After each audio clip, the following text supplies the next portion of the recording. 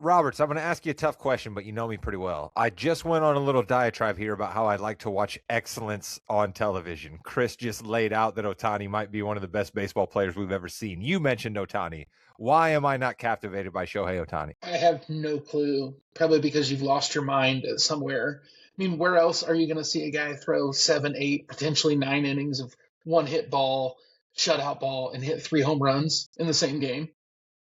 He has You're a not. 50-50 season, Rod. 50 home runs and 50 stolen bases. Listen, I'm not going to deny He's the guy's talent. insane. I don't know anything about him. He's kind of like a tree that falls in the forest. I'm just not around to see it. You know what I mean? I think it's fun too because when you see him play the game, and this is so cliche, and I hate saying this, it looks like he plays the right way.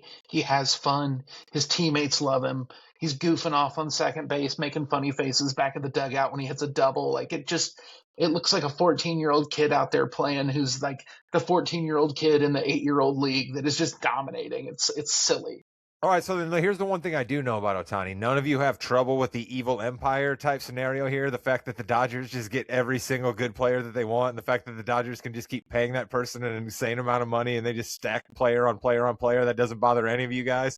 Chris, Mr. Competitive balance, that doesn't bother you? I wasn't a fan of the Angels. I'm not a fan of the Dodgers, all right? But I recognize Ohtani for who he is. I've been claiming him as the best player ever on this podcast for years now, when he was even on the Angels. And so I think he transcends teams, all right? We talk about trying to accept and be in the presence of greatness and appreciating it when it happens. And we should be appreciating this because it's happening right now. He's won 3 in a row, both sides, AL and NL.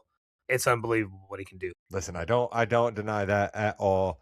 Jimmy Jam, what do you want to close with about baseball here as we move on to the round ball that is getting closer to the playoffs? I just want to say that I'm excited for how quick the game is going. I'm excited for the new strike zone because something big is going to happen with that. As far as the ABS, like an obvious ball will be called a strike by ABS, and we're going to see what happens there.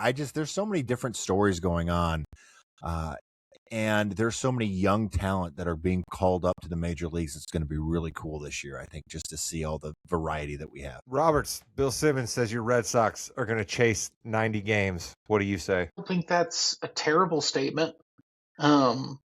They had some glimpses last year where they looked like they played well. So I'm hopeful. I think we can sneak into the playoffs, scare a little bit of the East. I think that would be a successful season. Nice. Chris, your Cubs, better than last year, same?